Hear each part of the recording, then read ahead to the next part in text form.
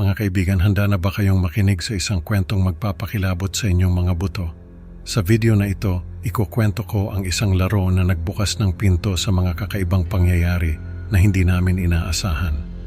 Sa simpleng tambayan sa Quezon City, nagsimula ang lahat ng ito sa isang hapon na puno ng tawanan at laro.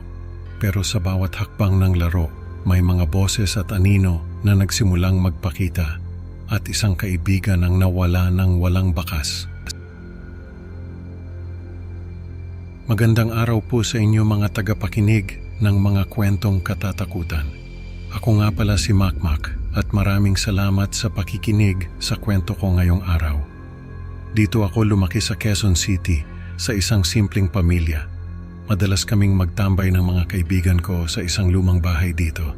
Sila Ken, Dante at Archie ang mga kababata ko. At halos araw-araw kaming magkakasama. Ang bahay na iyon ay parang naging pangalawang tahanan namin kahit na puno ng alikabok at luma na ang mga kasangkapan. Doon nagsimula ang lahat ng kakaibang pangyayari na ikukwento ko sa inyo ngayon. Tara, laro tayo ulit, sabi ni Ken habang naglalaro kami ng baraha. Sige, sagot ko sabay kuha ng kahon kung saan nakatago ang mga gamit para sa laro. Ano bang laro to? Tanong ni Dante halatang nag-aalinlangan. Huwag kang mag-alala, Dante. Masaya to, sabi ko, sabay kindat kay Archie. Basta sundan mo lang ang mga gagawin namin, dagdag ko, sabay kuha ng mga gamit sa kahon. Madali lang to. Inihanda namin ang mga gamit at nagsimula na kami. Nang isara ko ang mga mata ko, naramdaman ko agad ang kakaibang pakiramdam ng paglutang. Nang magising ako, nakita ko ang mga ngiti sa mukha ng mga kaibigan ko. Ang saya, di ba? Tanong ko sa kanila at lahat sila'y tumango.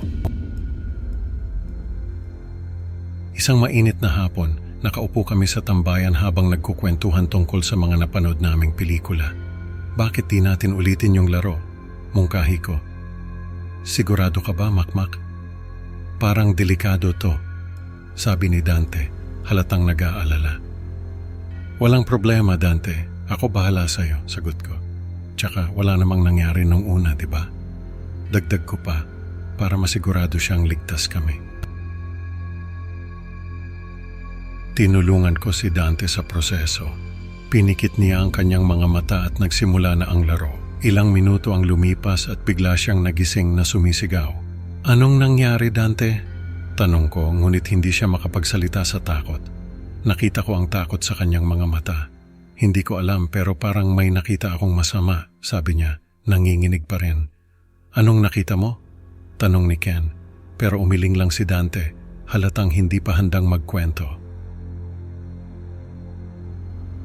Lumipas ang ilang araw at bumalik na sa normal si Dante. Nasa kantina kami ng eskwelahan, kumakain ng fishball at kwek-kwek. May kakaibang takot pa rin sa kanya. Habang naglalakad kami pa uwi, nagsalita siya. Makmak, may kailangan akong sabihin. Ano yon? Tanong ko. Sa panaginip ko, may mga kamay na dumadampi sa bintana. May mga boses na nagsasabing papasukin ko sila, sabi ni Dante natatakot. Boses? Anong klaseng boses? Tanong ko pero umiling siya, hindi kayang ipaliwanag. Anong gagawin natin? Hindi siya sumagot at iniabot ang kanyang paboritong relo. Kung may mangyari sa akin, sayo na to, sabi niya.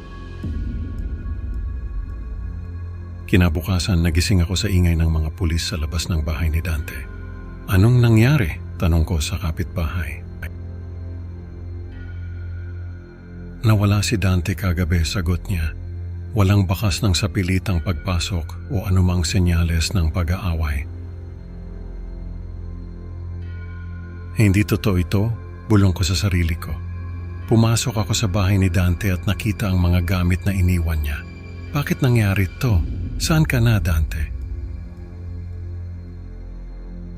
Naramdaman ko ang bigat ng responsibilidad habang hawak ang relo ni Dante. Hindi kita pababayaan, bulong ko. Makmak, kailangan nating malaman kung anong nangyari, sabi ni Archie sa tambayan. Paano? Tanong ko, ngunit wala kaming maisip na sagot. Baka may kinalaman to sa laro, sabi ni Ken. Kailangan nating bumalik sa bahay. Ang takot at pag-aalala ay patuloy na bumabalot sa amin. Nagsimula akong maghinala na may kinalaman ang laro sa pagkawala ni Dante. Kailangan kong malaman ang katotohanan. Nagsaliksik ako sa internet tungkol sa mga kakaibang laro at ritual. Hindi ko na alam kung saan pa ako hihingi ng tulong, kaya't sinubukan ko na lang hanapin ang mga posibleng sagot online. Nakakita ako ng mga artikulo tungkol sa mga sinaunang ritual mula sa Ehipto na katulad ng aming laro. Hindi ko akalain na may mga ganitong bagay pala na talaga palang nangyayari. Makmak, tingnan mo to, sabi ni Ken habang pinapakita ang isang artikulo tungkol sa mga espiritu at ibang dimensyon. Bumalik lahat ng takot ko nung nakita ko yon. Parang ganito yung laro natin, sabi ko, habang nararamdaman ko ang malamig na pawis na tumutulo sa likod ng leeg ko. Kung ganon, baka na nga may kinalaman to sa pagkawala ni Dante, sabi ni Archie. Pero paano natin malalaman? Tanong ni Ken na halatang nag-aalala rin.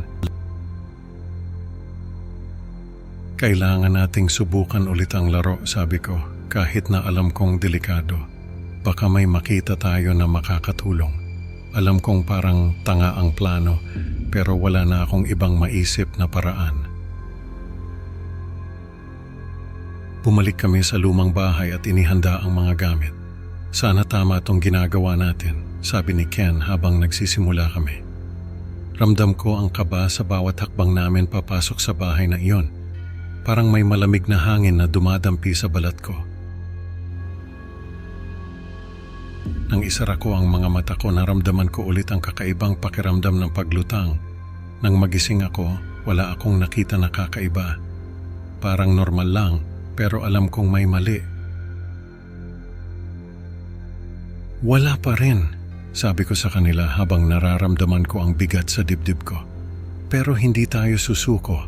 Kailangan nating malaman kung anong nangyari kay Dante. Hindi ko kayang bitawan ang pag-asa. Lumipas ang mga buwan at wala pa rin kaming natagpo ang konkretong sagot. Makmak, baka hindi na natin malaman ang totoo, sabi ni Archie na halatang pagod na rin sa paghahanap. Hindi ko kayang tanggapin yan, sagot ko. Kailangan kong malaman kung anong nangyari kay Dante. Bawat araw, patuloy ang pag-usig ng konsensya ko. Kung hindi ko sana iminungkahi yung laro, baka nandito pa si Dante, sabi ko sa sarili ko, habang iniisip ko ang lahat ng posibleng paraan para mahanap siya. Ang laro na minsang nagbigay sa amin ng saya at aliw ay naging sanhi ng aming bangungot. Sa bawat pagdaan ng araw, patuloy akong nagtatanong kung paano ko maiiwasan ang kaparehong kapalaran. Hindi ko alam kung paano ko haharapin ang mga susunod na araw ng walang kasagutan. Sana isang araw malaman ko rin ang katotohanan, sabi ko habang tinitingnan ang paboritong relo ni Dante. Hanggang sa muli, kaibigan. Sana sa susunod na pagkakataon, makita ko na ang sagot sa lahat ng tanong ko. Mga kaibigan, ang kwentong ito ay nagpapaalala sa atin na hindi lahat ng laro ay dapat subukan, lalo na kung hindi natin alam ang mga posibleng panganib. Maraming salamat sa pakikinig sa Creepy Pinoy Stories. Huwag kalimutang mag-like at mag-subscribe para sa mas marami pang nakakakilabot na kwento. Hanggang sa susunod na upload, mga kaibigan. Tandaan, minsan ang mga laro ay may kapalit na hindi natin inaasahan. Paalam at ingat sa mga laro na hindi nyo lubos na kilala.